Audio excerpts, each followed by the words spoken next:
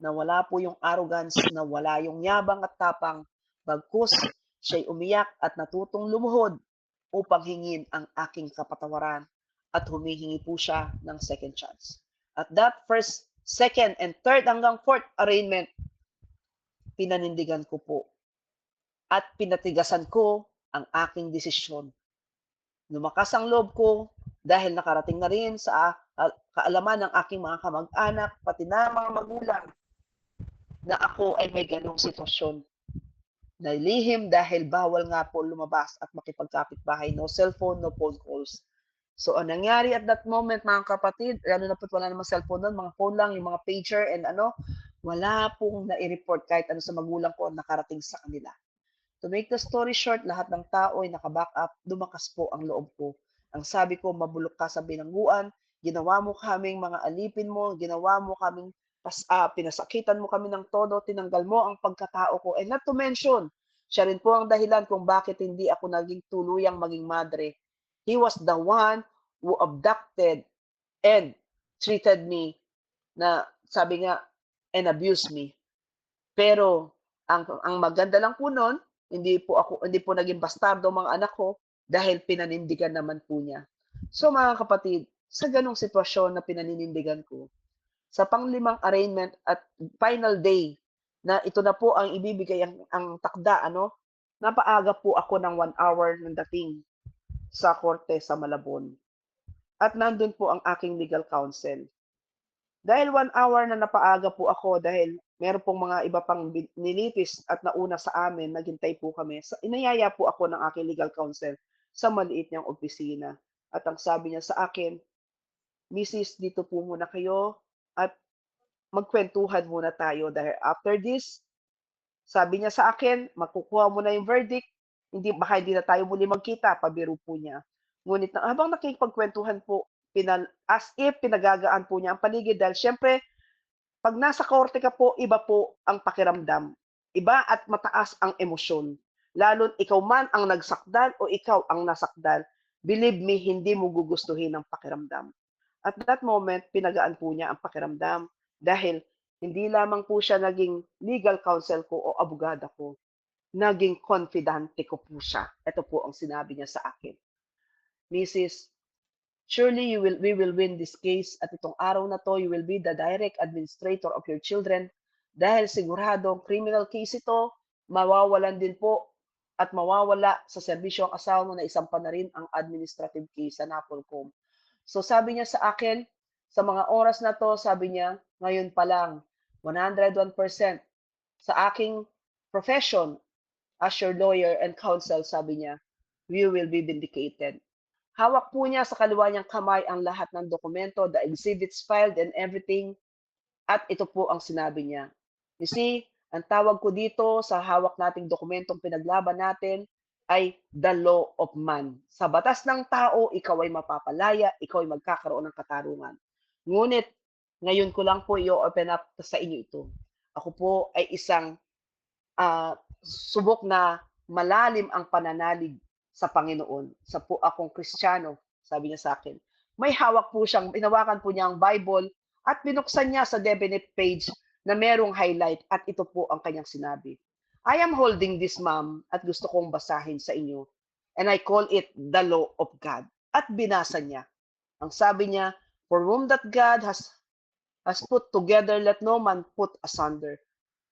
Ang sino man pinagsama ng Diyos, kailanman wag paghiwalayin ng tao. Nagulat po ako sa kanyang sinabi. Tinignan ko ang kaliwa niyang hawak, the law of man, at tinignan ko ang tangan niyang Biblia, the law of God. At ang sabi niya sa akin, I am telling you this dahil gusto ko maging fair po. Hindi lamang po sa batas, kung hindi pati na rin po sa inyo. Dahil alam ko po hindi ganon kadali. Ngunit lalabas lang po ako, pag-isipan niyo pong mabuti kung bakit ko sinasabi ito sa inyo ngayon. Lumabas po siya. Doon po ako nakapagmuni-muni at tumangis ng husto. Pakiramdam ko, napakatagal pong naghintay ako sa maliit na silid na yon hanggang sa tawagin ako para pumasok na sa loob ng korte. Yun po yung pinakamahabang minuto na ako'y nag-isa at walang mapagtatanungan. Nagkaroon po ako ng kalituhan, nagkaroon po ako ng second thought, at gano'n din naglalatang sa puot ang aking dibdib. At sinabi ko, "Panginoon, 'wag mo naman akong pasakitan sa mga oras na ito. Hawak ko na ang katarungan at ito ng takdang araw. Bakit naman pinaalala mo pa yung the law of God?" Hindi ko makakalimutan 'yan dahil dati rin akong nandiyan sa'yo, sa loob ng kumbento nagnais akong maging matapat na lingkod mo. Bakit mo pinapaalala sa akin ngayon ito? Ginamit mo pa ang abogado. Habang nakatungo po ako't umiiyak, tila naramdaman ko ang masuyong yakap ng Panginoon at bumalik sa aking pandinig. Tila malamyos na tinig na pinaalalahanan ako. Araw-araw mong binabanggit sa iyong panalangin at patawarin mo kami sa aming mga sala tulad ng pagpapatawad namin sa nagkakasala sa amin. Naiiling ko po ang aking ulo na tila ba ang Panginoon ang kausap ko ng harapan at sinasabi kong, "Panginoon, napaka-imposible. Imposibleng patawarin ko ang taong ito na siyang dahilan kung bakit ako hindi naging madre, na siyang naging dahilan kung bakit nabuhay kami sa mga pananakit, pang-aagrabyado, kawalan ng hustisya, kawalan ng lahat ng mga bagay na dapat in-enjoy naming mag-iina at lalo ako bilang asawa." Sa mga oras na yon, mga kapatid, iyak ako ng iyak hanggang tinawag na po ako.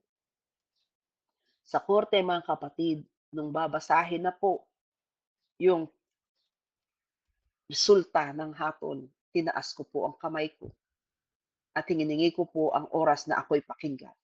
Nagulat po ang lahat na nandoon, ang mga member ng Gabriela, ang mga PNP cops na tumistigo laban sa akin, at ang doktor na dapat ay gustong-gusto rin na marinig ang huling hatol na yon at ang final, pati na rin po ang ilan kong kamag-anak.